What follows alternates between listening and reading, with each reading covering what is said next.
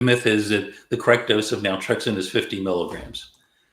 So let me give you a little bit of historical perspective on that. So when I designed the first study, I picked a dose of 50 milligrams. Why did I do that? There is data that that dose was effective in blocking the effects of heroin.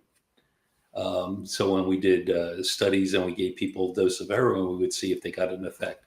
And so 50 milligrams is a pretty effective dose for doing that.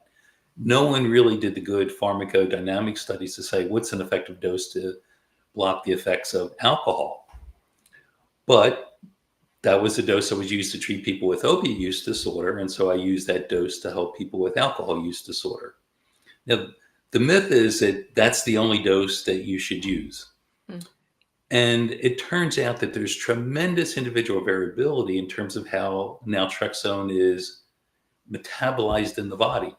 And by that, I mean that for some people, a 50 milligram dose gives you a really high blood level. And for other people, it gives not a very high blood level. The reason for that is when you ingest naltrexone, the very first thing it does is it gets absorbed by the gut, goes into the veins, and goes to the liver. And that's where between 60 and 90% of an oral dose of naltrexone gets metabolized. And so before it even gets to the brain, for some people, up to 90% of the naltrexone is already broken down.